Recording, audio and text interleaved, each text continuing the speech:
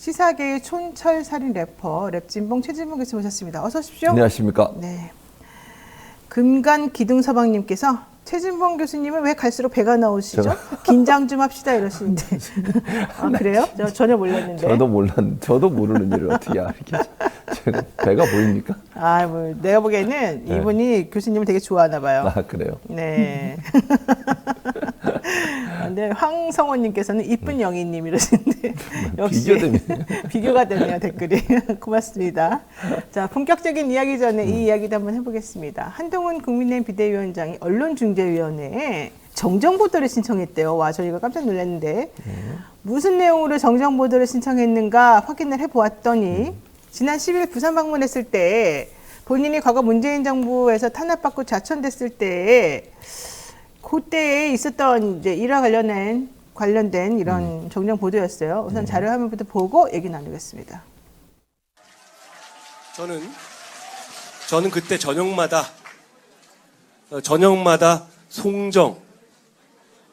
송정 바닷길을 산책했고 서면 기타 학원에서 기타 배웠고 사직에서 롯데 야구를 봤습니다. 그러니까 좌천돼서 저녁마다 송정 바닷길을 산책했고 서면 기타 학원에서 기타 배웠고 사직에서 롯데야구를 봤다.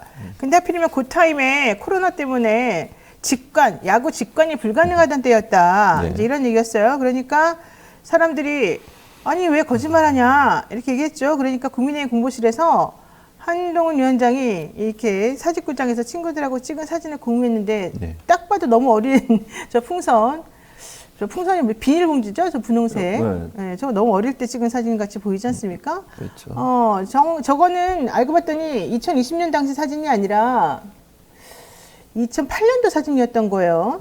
사직구장에서 2020년도에 그러니까는 이 한동훈 위원장이 좌천됐을 당시에 찍은 사진이 아니지 않느냐. 이제 또 이렇게 얘기를 하니까 내가 사직에서 봤다고 했지 사직구장에서 봤다고 했냐 했더니 그 특유의 그 말솜씨로 얘기를 한 겁니다. 자, 그러면 이게 어떻게 뭘 정정해달라는 거죠? 본인이 지금 얘기한 것 중에서 뭐가 잘못됐다는 거예요, 지금 보도들이. 사직구장이 아니고 사직에서 봤다고 얘기했다는 거예요.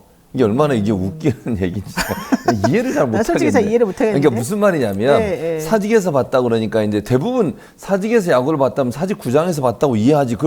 물어보세요. 길 가는 사람 붙잡고 내가 예를 들면 사직에서 야구를 봤다 그러면 당연히 직관을 했다고 생각하지. 누가 그걸 사직에 있는 어디 무슨 가게에 들어가서 아니면 TV로 봤다고 생각을 하겠습니까? 사직 그러니까 동네 이름이 사직인데 거기 어느 한 그런 뉘앙스예요. 그러니까 정확히 그건 얘기 안 했어요. 한동훈 비대위원장이 사직이 어디서 봤다는 얘기는 안 했지만 내가 언제 사직에서 봤다 그랬지 사직구장에서 봤다 그랬냐. 그게 잘못된. 진짜요. 그래서 왜냐면 이게 이제 논란이 되니까 이러는 거예요. 그러니까 사직에서 봤다고 얘기하니까 기자들이 그 당시에는 사직구장에서 경기가 안 열리고 비대면으로 다 했었는데 그걸 어떻게 볼 수 있냐. 그건 잘못된 말이다고 얘기했더니 내가 언제 사직구장에서 봤다 그랬지 사직에서 봤다 그랬지. 그럼 자기 집이 모르겠어요. 어딘지. 그건 얘기를 안 하니까 사직에 있는 본인의 집에서 봤는지 사직에 있는 어떤 가게에 가서 봤는지 그걸 알 수가 없잖아요, 지금. 그러나 그렇죠. 어쨌든 본인은 사직구장이라고 얘기한 적은 없다는 거예요. 이게 무슨 말장난 아닙니까? 아니, 물론 본인이 정말 사직에 있는 어떤 장소에서 봤을 수 있지. 휴대폰으로 보든 아니면 TV로 보든 제가 잘 모르겠어요. 그거는 본인이 얘기하는. 근데 일반적으로 사람들이 이 얘기를 들을 때는 다 사직구장으로 이해하지 어떻게 이걸 사직에 있는 어떤 한 장소로 이해를 하겠냐고요. 근데 그걸 정정해 달래. 이게 이게 정정거리가 되는 겁니까 대체? 그러니까 이게 보세요. 워딩이 정확히 이거였어요. 저는 그때 저녁마다 이거 저녁마다도 되게 중요할 것 같아요. 이런 식으로 따지면 저녁마다 송정 바닷길을 산책했고 서면 기타 학원에서 기타 배웠고 사직에서 롯데야구를 봤습니다. 그렇죠. 이 사직구장이 아니라는 거야. 저녁마다 사직에서 롯데야구를 봤다. 이렇게도 말이 되는 거 아니에요? 모르겠어. 그것도 그렇게 얘기하지 마. 정정 들어와요. 또 정정보도 하라 그래 그러면. 그러니까 말장난이 아니 이게 왜냐면 이렇게 중요한 건가? 중요한 본인이 게 거짓말쟁이가 아니라고 알려주고 그러고 싶은 거죠. 그러니까 왜냐면 이게 이제 본인이 잘못 말한 것에 대해서 인정을 하기 싫으니 내가 언제 사직구장이라고 했냐 사직이라고 그랬지. 그럼 네. 사직은 너무 넓잖아. 부산 사직의 어디인지 내가 어떻게 알아요? 모르겠어요, 나도. 근데 일반적으로 생각을 해보세요. 사직에서 야구를 봤다 그러면 대부분의 네. 사람들은 거의 제가 볼 때 뭐 길 가는 사람 데리고 물어보세요. 사직이라고 하면 사직구장이라고 생각하지 사직에 있는 어떤 장소라고 누가 생각을 하겠어요. 아니 예를 들면 가게에서 봤다 그러면 내가 무슨 가게에서 봤다든지 아니면 집에서 봤다 이렇게 얘기하지. 사직에 있는 집이라 하더라도 사직에서 봤다 이렇게 얘기합니까? 아니 근데 그러려면 뭐 하려고 저 사진은 공개를 했습니까? 사진은 그냥 공개하지 말고 그냥 내가 사직에서 봤다고 했지 뭐 굳이 내가 야구장에서 봤다고 하지 않았다 이렇게 말하면 되지. 야구장 사진을 떡하니 내밀면서 그렇죠. 처음에 그렇게 할 필요가 해명한다고. 없잖아요. 그러면 그렇지. 그것도 그러니까 말이 안 맞는 오히려 거야. 본인이 더 오해를 자초한 거 아니에요? 맞아요. 그러니까 야구장 사진을 드리는 저 거는? 사진을 공개한 것 자체가 사실은 그렇죠. 내가 사직구장에서 봤다는 얘기를 하고 싶은 건데 그렇죠. 시점이 안 맞아. 그러니까 또 이제 딴 얘기를 하는 거잖아요. 이러면 해명하기 위해서 자기가 여러 가지 얘기들을 얘기한 게 서로 충돌하는 상황이 발생하는 거잖아요. 네. 근데 뭘 이걸 정정보도까지 하라고 그러냐고요. 아이고 참. 인정하면 되잖아. 예를 들면 아 내가 그때 사직에 있는 집에서 봤다고 한 얘기인데 사직이라고 얘기해서 오해를 불러일으켰다. 이렇게 하면 끝날 문제잖아. 그러니까 근데 사진까지 공개하고 사직구장에서 이렇게 봉다리 쓰고 그 부산 분들이 응원할 때 그렇게 쓰고 하시거든요. 되게 결벽증이 있나 봐요. 그냥 한치에 이렇게 토시 하나도 나는 틀린 건 못 찾는다 이런가 봐요. 그건 노영희 변호사 말이었습니다. 저는 그 얘기 한 적이 없고요. 어쨌든 이거 좋은 말이에요. 결벽증 있다. 아 그래요? 어쨌든 이렇게 네. 말했습니다. 네. 한 위원장, 이건 국민의힘 공보 담당자가 한 말이래요. 한 위원장은 2007년부터 2009년 2년과 2020년 두 번에 걸쳐 부산에 살았기 때문에 짧은 몇 줄로 축약해서 세세히 소개하지 못할 정도로 부산에서 좋은 추억들이 많다고 설명했고, 이 사진은 한 위원장이 문재인 정권에서 부산으로 좌천 발령받아서 시기가 아니라 법무부 정기 인사를 통해서 부산지검 평검사로 근무하던 시기에 촬영이 된 것이다. 어쨌든 시기는 달라도 롯데야구를 집권한 것이다. 뭐 이렇게 설명을 좀 이해해달라 이렇게 좀 해석이 되는 것 같고 한 위원장은 아니 그렇게 사고하는 게 힘든가? 아닌가? 저는 좀 이해가 안 돼요. 아니 예를 들어서 말을 실수할 수도 있고 뭐 의도와 다르게 전달될 수도 있잖아요. 자기는 그런 의도를 알겠지만 말을 하다 보니까 뭐 즉석에서 하다 보니 그럴 수 있는 거니까 네. 아니 그런 의도가 아니었어. 이렇게 한마디 하면 끝날 문제야. 이게 무슨 그렇게 뭐 이렇게 달려들어서 이렇게 할 문제입니까? 정정보도까지 청구할? 그러게 말입니다. 한 위원장은 국민의힘 관계자가 또 기자와 통화해서 이렇게 말했대요. 한 위원장은 사직에서 야구를 봤다고 했지 직관했다고 한 적은 없다. 봐봐, 그 얘기했잖아요 지금. 맥주집에서 봤을 수도 있고 TV를 봤을 수도 있다. 무관중 시기에 직관하면 현행법 위반인데 그걸 직관했겠냐고 설명했다. 그러면 한 위원장이 정정보도 신청할 게 아니라 국민의힘 관계자가 신청해야 되는 거 아닌가? 이걸 왜 한 위원장이 또 신청을 했죠? 참, 아유 힘드네요. 야, 너무 요즘에 너무 힘들어요. 아, 이런 말 까지 한마디 내가 하기도 힘들고. 이런까지 논평을 해야 돼요? 내가 지금? 그러니까 잘못했어요. 제가 잘못했다고. 그거는 이 기자 시키세요, 이진아 기자. 아유 진짜네. 알겠습니다. 자, 본격적으로 저도 이렇게 탄압받고 있습니다. 제가 체질병 교수한테 탄압받는 게 한두 무슨 번은 말씀이세요? 아니지만 힘듭니다. 네, 저의 정신 건강을 위해서 여기까지 왜 하겠습니다. 이러세요? 본격적인 이야기 시작해 보죠. 예. 전체 라디오 프로그램 중 3연속 1위. 와, 3연속 1위요? MBC 신장식의 뉴스 하이킥 진행자. 이게요, 이 MBC 신장식의 뉴스 하이킥이 작년 1월부터 실시가 됐어요. 이 프로그램이. 그러니까 분기별로 이 청취율 조사를 하니까 4번 있었는데 처음 들어갔을 때 빼놓고는 3번 다 연속 1위였던 거예요. 전체 프로그램에서. 그러니까 대단한 건데 예. 갑자기 하차 소식을 알렸어요. MBC에서는 방송통신심의위원회가 총선을 앞두고 신속심의를 통해 높은 수준의 제재를 했기 때문이라고 전했고 이게 이제 MBC에 더 이상 부담 줄 수 없다. 이제 이것 때문이라고 하는데 방심위에서 예.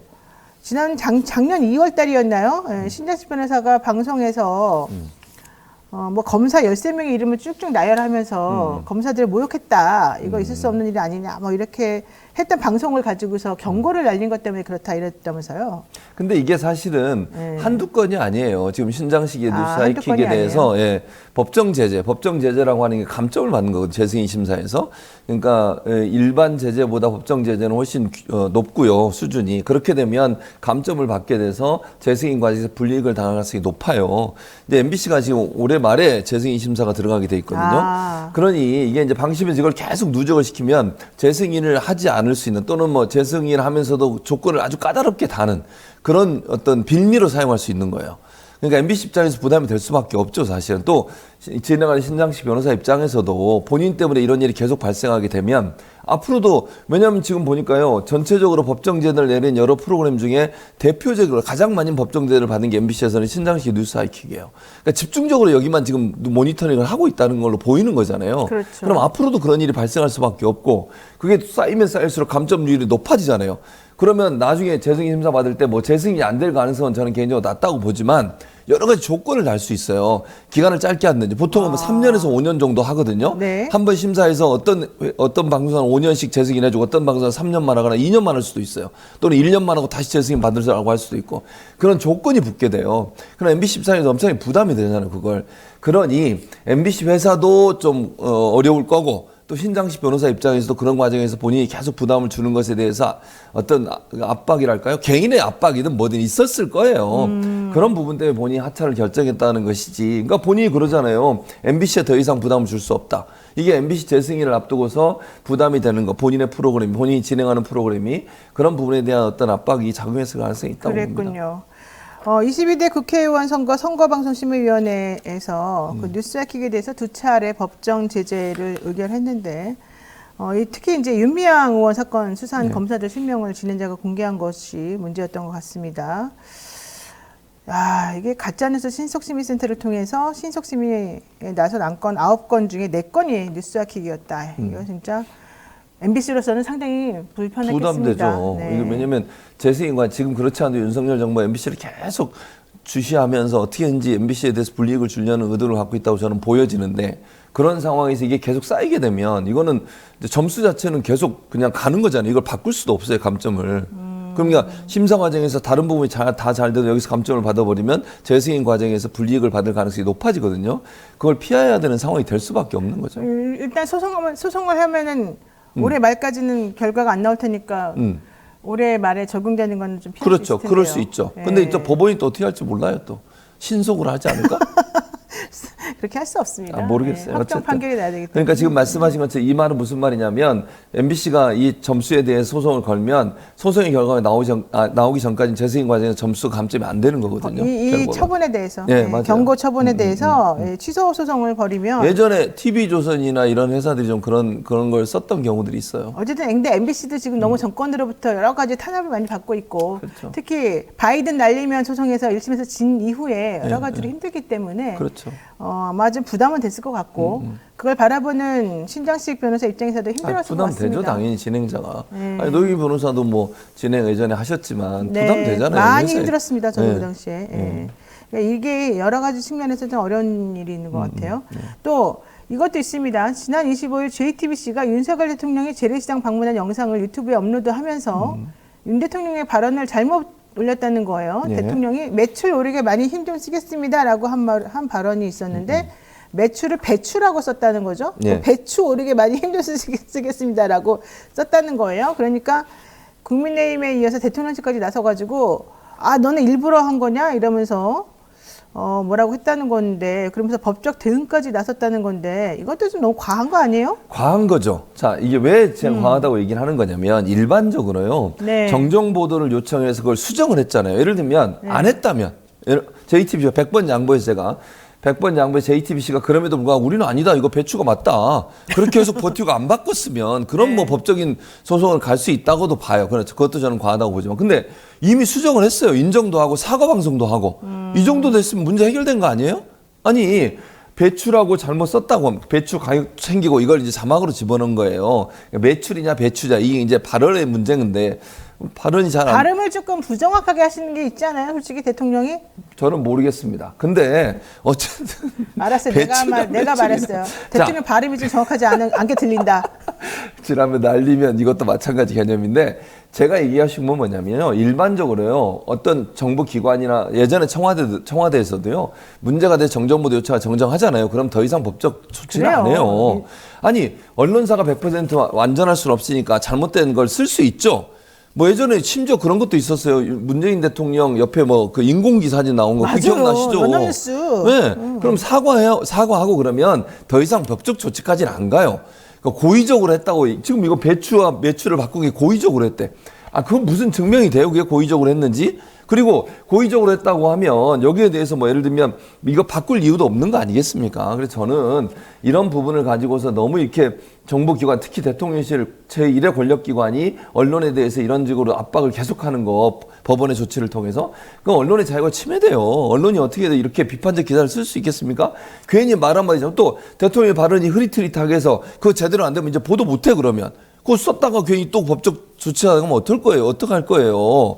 아니, 그러니까 첫째 노영희 변호사 말처럼 발음을 좀 더 정확히 하시고 발음이 정확히 안 될 때는 애매모호하게 그러면 거기다 가로로 해야 돼요. 뭐라고 쓸 수가 없으니까 삐 처리하든지. 보통 물음표 하잖아요. 그러니까요. 잘 모르겠다 이럴 때. 이게 뭐냐고요. 본인이 좀 똑바로 하시든지 발음을 아니면 이거 가지고 법적 조치까지 하는 건 너무 심한 거예요. 인정했잖아. 언론사가. 정정보도도 했잖아. 네. 사과까지 했어요. 네. 그걸 가지고 법적 조치까지 합니까? 아니 사람 간에도 마찬가지잖아. 네. 뭐 분쟁이 있어서 사과하고 보상하고 모든 거 자기가 책임진다고 하면 법적 조치까지 안 가잖아요. 일반적으로. 너무 아량이 없고 너무 이해심이 없는 거 아닌가 이런 생각이 좀 들긴 해요. 근데 이게 저는 언론에 대한 압박 수단이라고 생각해. 이게 본보기를 하는 거거든요. 이러면요 언론들이 아까 제가 말씀드린 것처럼 이제 기사를 쓰기가 되게 부담스러워요. 그렇죠. 아니 이진아 기자도 기사 쓸 때 이거 괜히 이거 잘 배추로 들리는데? 그럼 배추를 쓸 수 있겠어요? 안 써야지. 그러니까 안전하게 가야지. 안전하게 가야지. 안전빵으로 땡땡으로 처리하든 삐 처리하든. 그리고 뭐라고 안 한 사람 얘기만 그냥 인용해서 써야지. 그렇죠. 이게 뭐냐고요? 최진명 교수 얘기만 그냥 무슨 주고 다녀 말씀이세요? 근데 최진명 교수는 또 뭐라 할 수도 있어요. 약간 기분에 따라 달라질 수 있으니까. 근데 어쨌든 중요한 건 의정부 제1시장을 찾은 윤석열 대통령의 모습을 그날 JTBC가 보도하면서 대통령의 발언을 잘못 표기했다는 이유로 국민의힘이 명예훼손으로 JTBC를 고발할 계획이라고 밝혔다. 근데 배치라고 썼다고 해서 이게 명예훼손이 됩니까? 뭐 굳이 무슨 명예훼손까지 나와요? 명예훼손은 아닌 것 같은데 이게 그러니까 잘못 보도를 했다고 예를 들면 그러니까 본인이 인정했으니까. 잘못 보도한 건 맞는데. 그렇죠. 네. 그게 명예훼손까지 무슨 되냐? 명예훼손이 무슨 명예를 훼손했다는 거예요? 뭔 명예가 배추와 배치 관련된 얘기하면 명예가 훼손돼요? 그건 모르겠는데요. 아니 난 지금 솔직히 이해가 안 가잖아요. 법률 전문가니까. 아니 내가 법률 전문가에서 물어보는 거야. 네. 배추 얘기하면 명예가 훼손되냐? 그럼 배추김치를 먹는 우리 입장에서 상식적으로 말이 안 되잖아요. 아이 참네요. 어쨌든 국민의힘은 성명을 내고 영상 내용과 전후 맥락에 비춰봤을 때 이번 허위 자막 삽입은 단순 실수로 보기 어렵다고 판단되며 의도적 자막 조작이 강하게 의심되는 상황이다. 뭐 이걸 의도적으로 자막 조작해서 무슨 영화를 누리겠다고 JTBC가 이렇게 했겠습니까? 요즘 JTBC는요, 그리고 되게 정권이 협조적입니다. 절대 그렇지 않습니다. 예. 자, 또 이런 것도 있습니다. 예. 대통령실에서 뉴스토마토 기자를 향해서 퇴출 통보를 하지 않았습니까? 예. 사실상 대통령실 출입기자단은 특별한 절차가 없고, 사실 대통령실 마음인 것 같더라고요. 제가 이제 얘기를 들어보니까. 다른 나라도 이런 식으로 네. 싫으면은 이리저리 요리조리 이렇게 그냥 사실상 퇴출시키고 사실상 안 들여보내고 이런 식으로 하나요? 아니요. 안 그래요? 우리만 안 그래요. 그래요? 그러니까 이게 일단 이제 기자단이라는 게 있어요. 이게 출입기자단 이렇게 부르잖아요. 그런 제도 자체가 사실 우리나라와 일본만 있어요. 그러니까 일본에서 처음 시작이 됐고 우리가 그걸 받아들여가지고 우리나라도 출입기자단에 있어서 각 부처마다 출입기자단 있잖아요. 예를 들면 뭐 대통령실뿐만 아니라 각 부처 법무부든 뭐 예를 들면 중소벤처기업부 등 다 출입기자단들이 있거든요. 근데 이게 카르텔이에요. 대통령이 그렇게 좋아하시는 단어 있잖아요. 카르텔, 기자 카르텔. 카르텔이요? 근데 이게 장점도 있지만 단점이 너무 많아요. 이게 예전에는 어떤 일까지 벌어졌냐면요. 촌지 같은 걸 줬어요. 촌지요? 촌지라는 거 기자에게? 알죠? 네, 기자에게. 예전에 얘기해요. 독재 정권 때. 그때는 어떤 일이냐면 기자단 대표 간사를 뽑아요. 기자단이. 그럼 간사가 그 홍보 담당관 있지 않겠어요? 네. 예를 들면 법무부다고 하면 법무부 홍보 담당관과 결탁을 하는 거야. 예전에 그랬다는 거예요. 지금 얘기 아니고. 그래서 결탁을 해가지고 명절 때 되면 떡값 주고 네. 그리고 이제 기사 잘 써주는 거지. 그런 거 있잖아요. 그리고 문제는 뭐냐면 이 보도 자료라는 걸 줘요. 보도 자료가 이제 기사 쓸 수 있도록 각 부처에서 자기들이 만든 보도 내용들이거든요. 이걸 기자단한테만 줘. 그럼 기자단에 포함 안 된 사람 기사를 못 쓰잖아요. 내용을 모르니까. 그렇죠.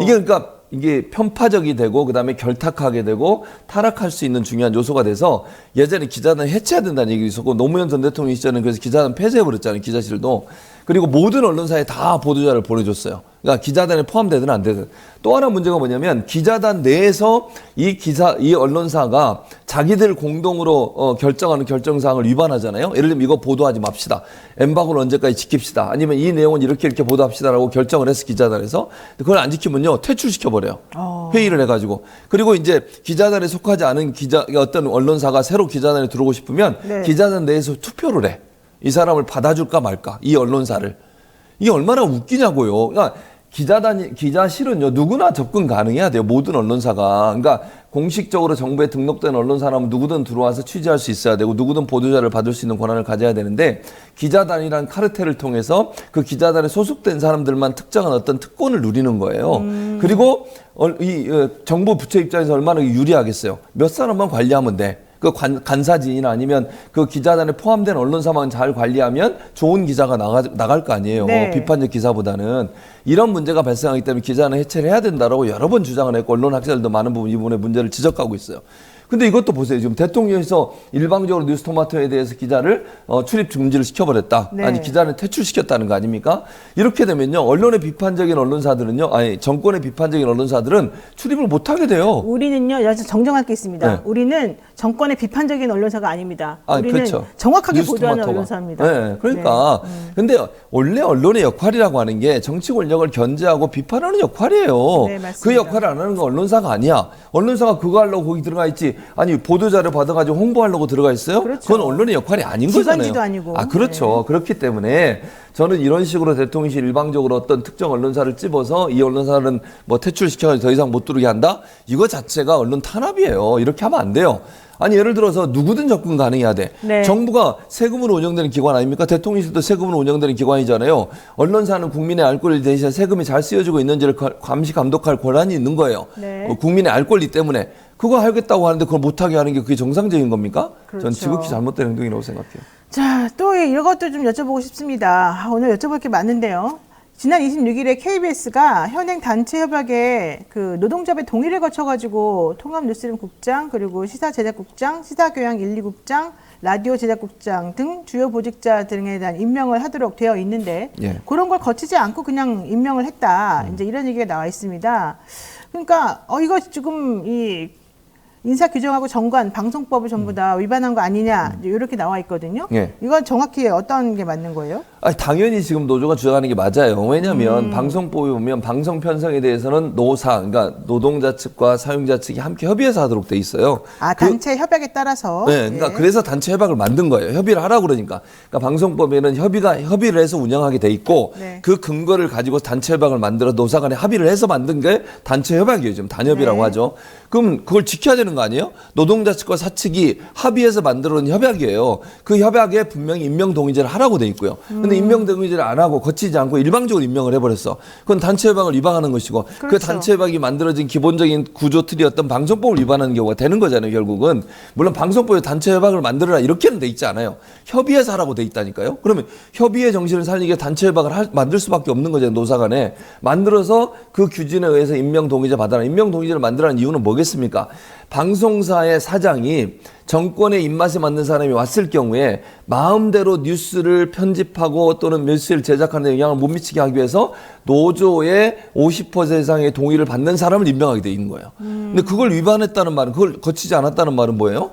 지금 박민 사장이 대통령의 일방적인 임명이라고 비판을 받고 있는 거 아니겠습니까? 그럼 이 사람이 자기 마음에 드는 사람을 임명해버리면 네. 그 사람이 과연 정권이나 아니면 권력기관에 대한 비판적 입장을 낼 수 있겠어요? 그걸 막기 위해서 임명 동의자라는 걸 만들어 놓은 건데 그걸 무력화시킨 거잖아요. 그런데 KBS 박민 사장이 취임하면서 나 임명동의제 폐지하겠어요라고 말했어요. 아, 그러니까 이게 문제는, 이거는 공정방송 하지 않겠다는 거잖아요. 아니, 지금 국민의힘도 예전에 뭔 비판을 했는지 알아세요? 아니, KBS 사장이나 MBC 사장 이런 사람들, 정권의 입맛에 맞는 사람들이라고 그렇게 비판을 해댔잖아요. MBC에 대해서 그렇게 얘기하고 있고. 네, 맞아요. 그걸 막기 위한 방법 중에 하나가 임명동의제예요. 다른 건 임명동의제를 안 받아. 보도에 관련돼서만. 그러니까 보도국을 통과하는 보도국장, 여기 KBS는 통합 뭐라고 돼 있더라고요. 통합 뉴스룸 국장 이름 네. 자체가. 네. 그러니까 이게 MBC만 있는 게 아니에요. SBS, MBC, KBS, 다 있어요? YTN 다 있어요. 이런 언론사들은 임명 동의제를 만들어 가지고 사장이 일방적으로 보도에 영향을 미치지 못하도록 막는 하나의 제재 장치예요. 견제 장치. 근데 이것마저 무력화시키면 일방적으로 자기들이 원하는 뉴스를 보내겠다는 이게밖에 안 되는 거예요. 아니 근데 KBS도 그런데 방심이 요즘 행태가 좀 저는 좀 점점 더 좀 나락으로 가고 있다. 예. 이해가 안 간다. 이 생각이 듭니다. 지난번에 서부지방법원에서 바이든 날리면 이 사건 있었지 않습니까? 있었죠. 여기에서 MBC가 패소하고 난 이후에 아직 확정 판결도 안 났는데 방심위에서 그 바이든 날리면 영상과 자막을 보도했던 9개 방송사에 대해서 의견 진술을 듣기로 했다는 거예요. 근데 네. 의견 진술을 듣는다는 거는 니는 잘못했잖아. 중징계 하겠어. 이런 뜻 아니에요? 의견 진술을 언제 하는 거냐면 중징계가 예고됐을 때 하는 거예요. 그러니까요. 근데 아직 확정 판결이 안 났는데 이렇게요? 그렇죠. 그러니까 서면 뭐 경고 정도 할 것 같으면 안 불러요. 의견 진술 듣지도 않아. 의견 진술하겠다는 것은 의원들이 그러니까 그 위원들이 중징계를 할 가능성이 높다고 판단될 때만 불러요. 네. 담당자를. 근데 의견 진술을 듣겠다고 한다는 것은 중징계가 예고됐다고밖에 볼 수 없어요. 네. 근데 이 문제가 아까 말씀하신 확정 판결도 나지 않았고요. 지금도 국민의 많은 사람들은 날리면이 아니라 바이든으로 들려. 저도 바이든으로 들려요. 제 귀는 그렇게 들려. 네. 나는 그렇다고. 많은 대부분의 국민들이 그렇게 들린다고 하더라고요. 노영희 변호사도 그렇게 들리죠. 저는 노코멘트입니다. 이런 사람이 진짜. 어쨌든 그런데 명확하지 않은 언어에 대해 그리고 그 판결문에도요 바이든인지 날리면인지 명확하게 증명이 안 됐어요. 누구도 이건 어떤 나라인지 모르겠다는 거잖아요. 그렇죠. 거기에 대해서 언론사가 보도한 내용을 가지고 문제가 있다. 그래서 징계를 하겠다. 증거를 대세고 뭐라고 얘기했죠 그러면? 얘기하라고 우리가 늘 요구하잖아요. 대통령은 대체 말씀을 하세요. 그 당시에 뭐라고 말씀하셨습니까? 날리면이라고 얘기하셨어요? 아니면 다른 단어를 하셨어요? 근데 그걸 가지고 징계를 한다는 게 말이 되냐고요. 아니 정정보도를 요청하려면 원래 뭐라고 했는지 하는 분이 있어야 그걸 정정을 할 거 아니에요. 아까 배추 매출 마찬가지. 배추는 매출이라잖아.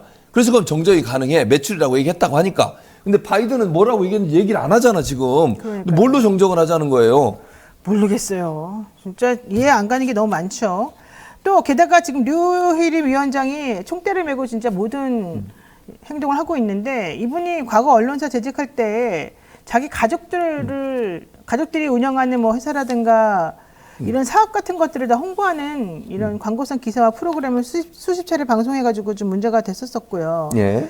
그다음에 류희림 위원장이 취임한 이후에 방심위 법정 제재 건수가 엄청나게 늘어나기도 늘었어요. 했고요. 예. 그다음 윤 대통령하고 이 김건희 여사에 대해서 비판적인 언론들을 계속해서 좀 괴롭히는 느낌이 나고요. 예. 이거 어떻게 해결할 수 있는 방법이 없습니까? 지금 현재는 해결할 수 방법이 없어요. 왜 그럴까요? 왜 그런 게 없죠? 아니 왜냐면 지금 구성 자체가 방송통신심의위원회 구성 자체가 6대3 구조거든요. 근데 지금 현재는 어떻게 됐습니까? 6대1 구조예요. 2명을 임명을 안 하고 있어요. 그러니까요. 참 그것도 웃겨요. 그러니까 똑같아. 지난번에 최민희 전 의원하고 똑같은 상황이에요. 더 웃긴 건 뭔지 아세요? 지금 이제 국회의장이 2명을 추천해 놓은 상태예요. 네. 근데 추천은 이미 임명 안 돼 있는 하죠? 상태였고요. 네. 그리고 나서 지난번에 2명 날렸잖아요. 2명 날리고 국민의힘에서 2명을 추천했어요. 그 사람들은 바로 임명했어. 네. 그러니까 먼저 추천된 사람 임명을 안 하고 나중에 추천된 사람 임명을 하는 거예요. 이게 무슨 말이 되는 상황이냐는 거예요, 대체. 그렇게 해서 6대1 구조를 만들어 놓은 거예요, 지금. 그래 놓고 마음대로 해요, 지금. 네. 근데 이거를 구조적으로 막을 수 있는 방법이 없는 게 임명권을 대통령이 갖고 있어요, 지금. 그러니까요. 그러니까 이거 야당이 견제한다고 해서 견제될 수 있는 방법이 없어요, 지금. 뭐 국회 동의를 받을 수 있는 제도가 안 돼 있는 상태라. 아이고. 이렇게 일방적으로 자기 마음대로 무슨 국가를요, 무슨 민주주의 국가가 대통령 마음대로 막 하는 거예요? 우리도 말 조심합시다. 알겠습니다. 최지명 교수님 방송에서 자주 오래 보고 싶습니다. 네. 위험한 질문 하지 마. 여기까지 하겠습니다. 알겠습니다. 네, 최지명 교수님과 함께 얘기 나눴습니다. 고맙습니다. 감사합니다.